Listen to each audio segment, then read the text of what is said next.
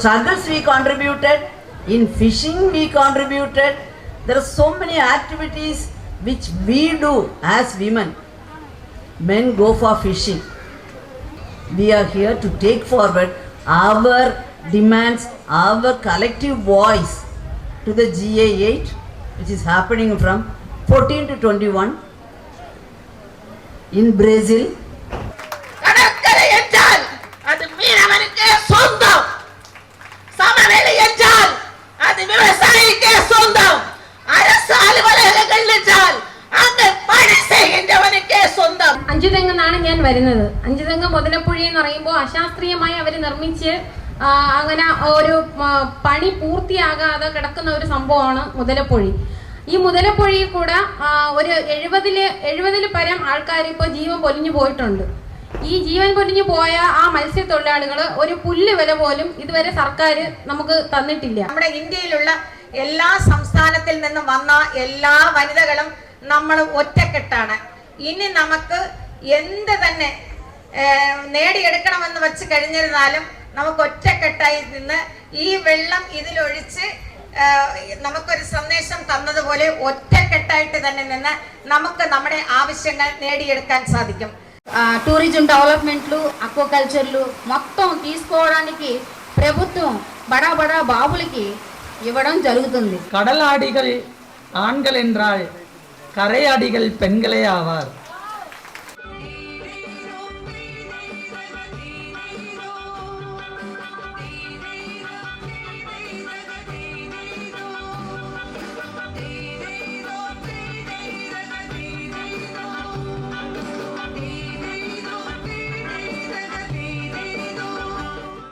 നമ്മൾ ഒരു തുള്ളി പല തുള്ളിയായി ഒരു കടലായി ചേർന്നുകൊണ്ട് കടലിന്റെ തീരത്ത് നിന്ന് ഉറക്കെ പ്രഖ്യാപിച്ചിരിക്കുന്നു, ഞങ്ങൾ ഇനിയും മുന്നോട്ട്.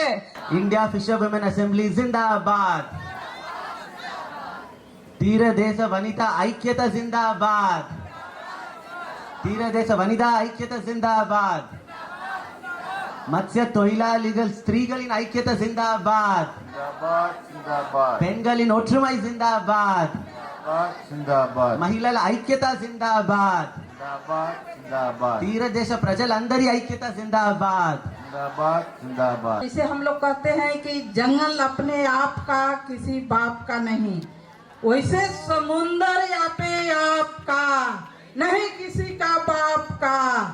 समुंदर यापे आपका नहीं किसी के बाप का. क्योंकि ये नारा जो आप बोलेंगे, इस नारा में दम है. इसको आप कभी न भूलिए, क्योंकि आप समुंदर का लोग जैसे हम लोग का जंगल में सब कुछ मिलता है, वैसे आपको ये जीविका चलाने के लिए, जिंदा रहने के लिए आपका समुंदर है. तो इसको ये नारा को कभी न भूलिएगा. हम महिलाएं बहुत ताकतवर हैं, हम कमजोर नहीं हैं. हम महिलाएं पैदा होते ही एक लड़ाई का पहाड़ बन जाते हैं. चाहे वो माता पिता के पास भी रहे तो लड़ना पड़ता है, समाज से लड़ना पड़ता है. एक लड़की होने का उसके लिए भी लड़ना पड़ता है. हम एक लड़की हैं तो उस पर भी लड़ेंगे, समाज से लड़ेंगे. पति शादी कर लेते हैं तो शादी में पति से लड़ेंगे, ससुराल से लड़ना पड़ता है. अगर बच्चा नहीं उसके लिए हमको जूझना पड़ता है. हर तरह से हमारे पर एक महिला होना इस तरह से चीजें से सामना करता है. उससे लड़ते लड़ते हम कहाँ चले जाते हैं. सरकार जब जुल्म करती है तो यही महिलाएं पूरी समाज के लिए, पूरी देश के लिए, हर कोने कोने के लिए लड़ाई करती है. और हम कितने ताकतवर हैं. हमारी ताकत के अंदर जो चीज है उसको हमेशा जिंदा रखना. After coming here and seeing so many women who have struggled and have brought together this assembly, I feel there is hope. As long as women are continuously building collectives, as long as women are continuously knowing what they want from their lives, I think there is hope. जो Fisher फोक है वो पर्यावरण को चूस के अपने लिए मुनाफा निकालेंगे, अपना बैंक बैलेंस बढ़ेंगे. ये रिश्ता नहीं है, ये दोस्ती का रिश्ता है. और क्योंकि ये दोस्ती का रिश्ता है, इसीलिए इस सागर के ऊपर, इस समुंदर के ऊपर अगर किसी का हक है तो वो फिशर फोक का है. जमीन के ऊपर अगर किसी का हक है तो फिशर फोक का है. और ये बातें कहने के लिए फिशर फोक महिलाएं आज एकत्रित हुई हैं. वो पूरे फिशर फोक समाज के अधिकार के बारे में वो बात कर रहे हैं. महिला होते हुए बात कर रहे हैं, महिला होने का जो अलग एक्सपीरियंस है उसके साथ जोड़ के अपने पूरे समाज के बारे में बात कर रहे हैं। We demand the state to form a separate Ministry of Fisheries and Fisher Welfare Ministry to cater the needs of the fishers and the fisher people.